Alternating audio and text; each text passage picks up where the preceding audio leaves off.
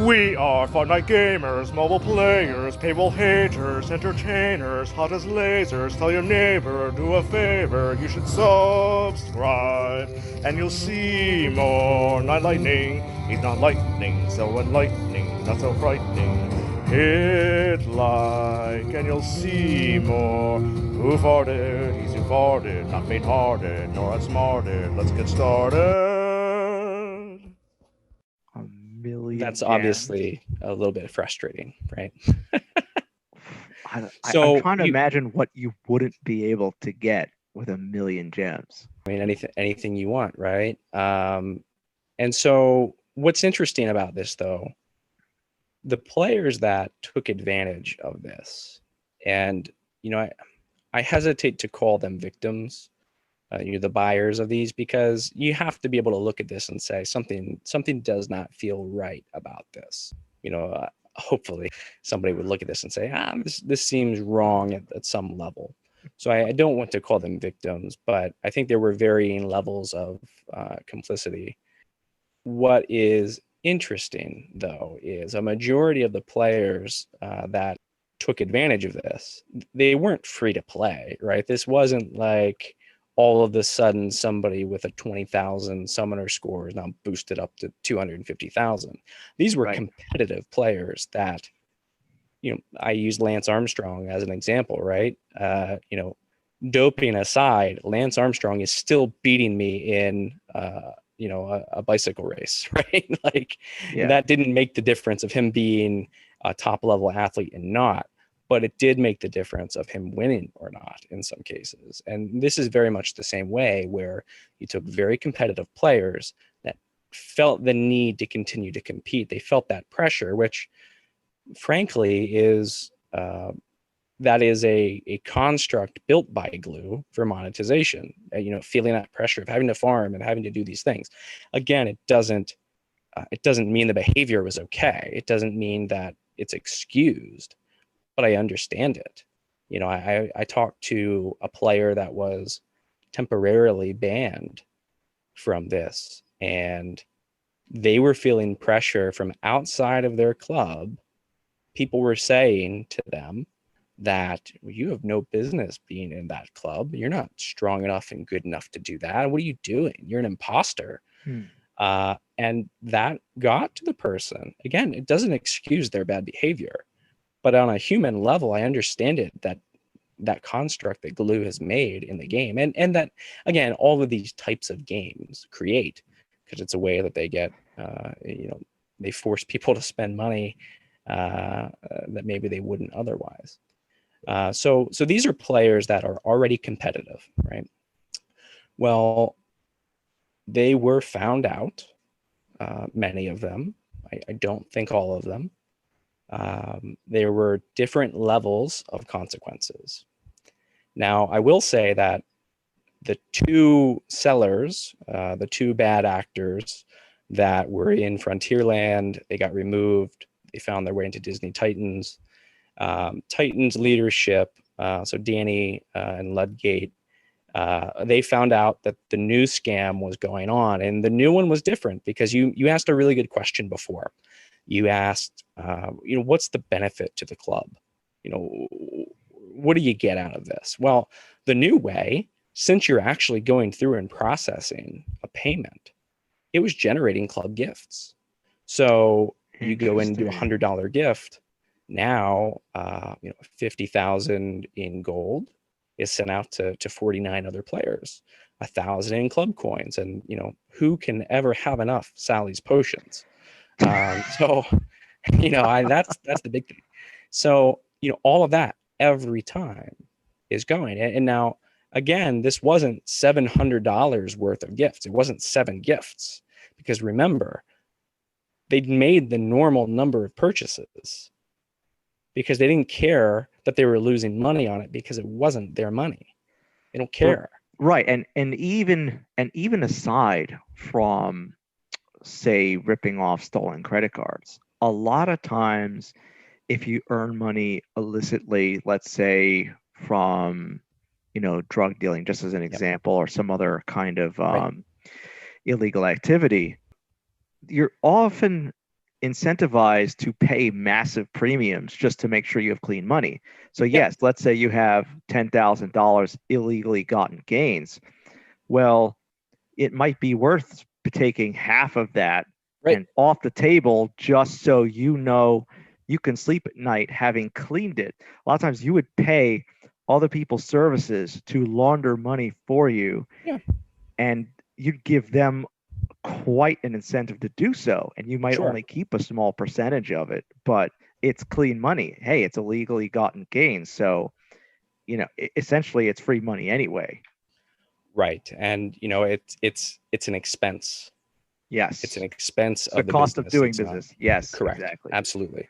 Yeah, and that's why people would look at it and say, well, that doesn't make any sense at all. The only way that it does make sense is if there's no purchases actually happening and you're spoofing it. Okay, fine. That was scam one. Sure. That's what you could call, there's quote unquote no victims. It's still theft. It's theft from glue. And you can, put on your Robin Hood hat or whatever, but it's still theft, right? But only they are hurt. And, to a smaller extent, kind of like if you don't return your shopping carts and things like that, it affects everybody. Right. But it's at the same time, it's only theft from glue if there are chargebacks processed, because a lot of times these things do go unnoticed. Well, just with the first scam, with the Tapjoy scam. Yes, with Tapjoy, where they were spoofing, and it wasn't a payments fraud. Right. The second one, you're spot on, where there are real life victims, and even with the first one, frankly, there are.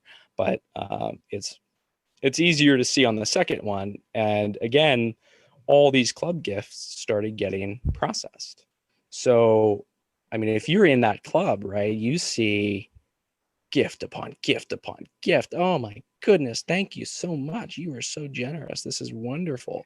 That also feels good, right? Like, take that person again that felt as though they were allowing other people to make them feel like they didn't belong. And now they're this amazing help to their club, sending off all these club gifts. That has an effect, psychologically on people, and you want to feel good. Everybody wants people to like you and everything else. So the second scam was generating all of these club gifts. And to the Disney Titans' credit, I can understand how their initial thought was, well, I think these guys have gone legit. I think it's okay, because of course, first they started doing it on their account, on their accounts, right. Whether that was proof of concept or whatever. They had all these gifts going out, and again, it looks great. Hey, you must have gone legitimate. Look, you're actually spending real money on the game. And then other folks got involved as well. So what had happened then was once Danny and Ludgate and Disney Titans leadership found out what was going on, they didn't just kick the bad actors out of the club right away. They wanted to try to get some more information to help Glue try to unravel some of this, and that was very helpful. Now, there's a lot of debate on how everybody's handled certain things, and I don't share necessarily all of the same opinions that they do on all the actions that they took and when they took them. And this isn't the place for that type of discussion. But what I will say is, with the information that was gathered, both from Frontierland and Disney Titans and some other folks that, got some of this information, Glue did finally take some action. They permanently banned the two sellers, and even now to this day, those two folks are still banned. They temporarily banned some of the buyers. Okay. Which I think, until you can sort things out, that makes sense.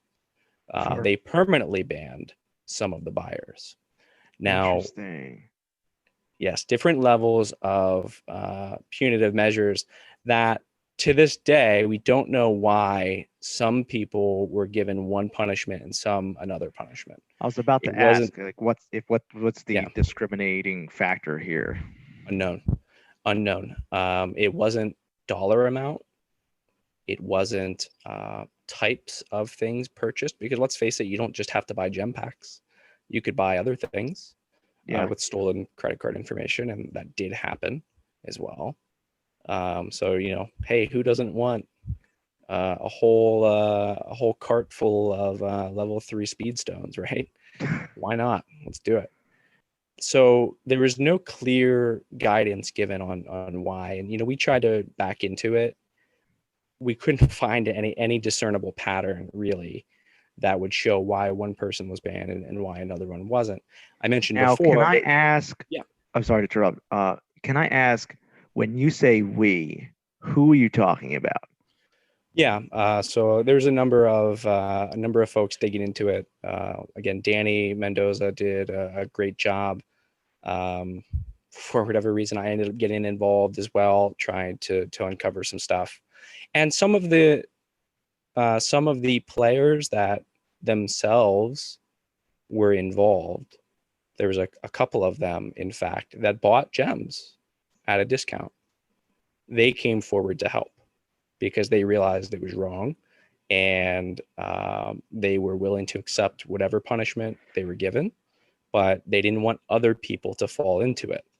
Is this kind of like the I turned myself over to the police in hopes they are more lenient sort of, on my sentence and sentencing? Yeah. And you know, I'll say it wasn't just selfishly motivated from like, oh, you know, the jig's up, so I'm going to turn because I'm caught anyways. Right. You know, there's a few folks that provided substantial information that was helpful, not only for the player base to figure things out, but also I think for Glue to sort things out. Now, what is frustrating is, so what are the consequences? So for the players that were permanently banned and that are still permanently banned, well, they have an account that they cannot access anymore, right? And that can be a punishment. As I said, a lot of the players that were involved were heavy spenders. They were not just free-to-play folks. They were heavy spenders. So that hurts. You know, you lose a 400,000 summoner score account when maybe only 75,000 of it was inflated. That still hurts, you know? So Right. Certainly that's a consequence. The players that were temporarily suspended, they were allowed back a couple days or maybe even the day before the raid was released. Now, in any type of crime or theft or whatever, if I go to the grocery store and I steal a whole bunch of stuff and they catch me and they say, you can't come to this grocery store for the next week or else, well, they're going to also ask for me to return what I stole, right? Or pay for it or whatever else. Right. So we all assumed, which there's the problem, I suppose.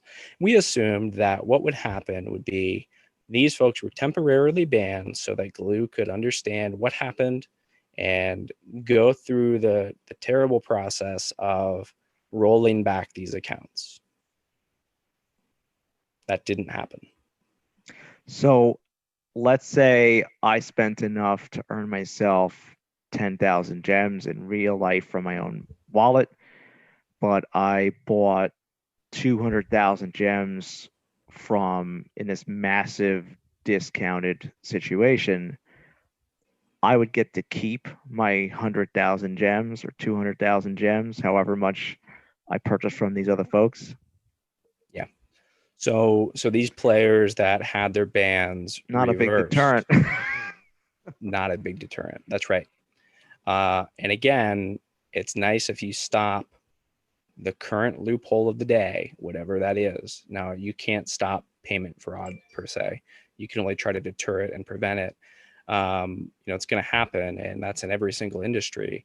But what you don't want to do, so again, not naming specific names here of players, that player that received 1 million gems at 30% of the cost, they took a week off the game. They were kicked out of their club. Again, I will give a lot of credit specifically to Frontierland. Anyone that was involved was immediately removed and were not allowed back. So I credit them substantially for that. But the player that got 1 million gems for a third of the cost, that built up their roster and everything else, and they took a week off the game. They got to come back a couple days before raids were released, and they got to join top clubs. A number of the people that were temporarily banned are currently in top 10 clubs. The leaders of those top 10 clubs know full well what happened.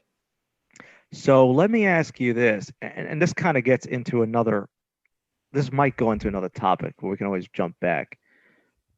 Like when I hear that, I think about all of the bragging rights so many of these clubs have had where, hey, we were the first couple clubs to beat the heroic raid, for example.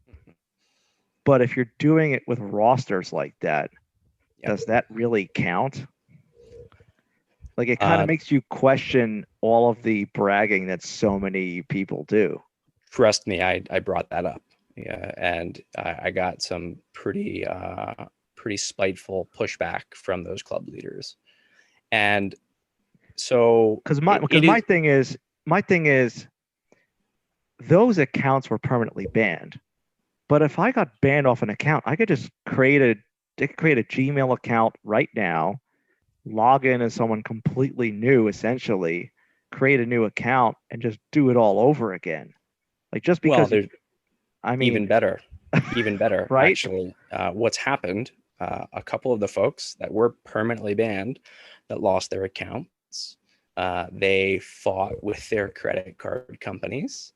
They received refunds on what they had legitimately purchased, and then they went on. There's websites out there where people get fed up with the game and they decide to sell their account. So now they, let's say they receive a $10,000 refund from Visa or American Express, and they take 4,000 of that and they buy an account that's 350, 400,000 summoner score. Right, because even if a bank doesn't eventually keep that credit they give to you, they give you that provisional credit that you can then use to spend somewhere else. Wow. And it's convoluted, right? I mean, I can understand, especially for, again, some of these players that, I'm sure they spend a fair amount of money in real life too. They're probably good customers of whatever credit card company. They make their case. And they get the refund. So now they've refunded their legitimate purchases. They've bought somebody else's account at a discount. And again, they found their way into a top 10 club. And it is very discouraging. And with that, I know there's not a ton. That's harder, I think, for Glue to deal with. That secondary account buying and selling, that's part of any game like this. So a few of the folks that were permanently banned did that, and they're playing in the game right now. They're collecting heroic raid rewards right now. They are saying, we are so great at Club Conquest right now. And you're right. The thing is, okay, so what, right? Like, okay, you beat the raid. You're one of the first 5-6 clubs or whatever that did it. So what? And frankly, would one inflated account be the difference maker in a top club from beating the raid or not? No, it wouldn't be, frankly. But it's just the principle of it. It does impact Club Conquest, So the goat farm is, we're 5 or 6 or 7, whatever rank we are. There's weeks where we are going against clubs that have members that participated in this, and we know it, and they know it, and it's very discouraging. Especially when you consider, so much of the business model of games like this, Marvel Strike Force, Star Wars Galaxy of Heroes, where there's cooperative elements but extremely competitive elements, and the more you do successfully in those individual competitive elements, the more you're rewarded. Fast you unlock characters, get gear, and progress your roster. What that kind of boils down to, often in terms of the business model, is games like this need to frustrate their players. They need you to lose those PvP battles and Sorcerer's Tournament battles, or to lose to clubs, because it gives you a reason to want to spend real money upgrading your roster. So one major consequence, I think, of what you're talking about here is, if I'm coming up against someone in general who overpowers me, it might put pressure on me to make that impulse purchase to upgrade my roster, give Glue maybe $20, $30, $50, like who knows how much, in order to hit the next tier level of a character, just to beat someone. And under normal circumstances, it's frustrating, but that's the legitimate business, or at least it could be considered legitimate business. But when I'm coming up against someone who has an inflated roster, or a roster that was essentially stolen from other people, I'm actually being pressured to spend real world money because of someone else who stole from me. It's like you're keeping up with the Joneses, but the Joneses stole their house and all their cars. They're printing money in the basement, and you're wondering, how can I possibly keep up with them? And you don't know that the problem is, you don't know that they're printing money in their basement. Exactly. So yeah, and for me, this is where I really, it's frustrating that Glue haven't said anything about this. And I understand it doesn't look like, it's not a good look. It isn't. It's not a good look. But neither is inaction. Neither is doing nothing. Great, you banned the 2 people that sold, the gems. Good. That needed to happen for sure.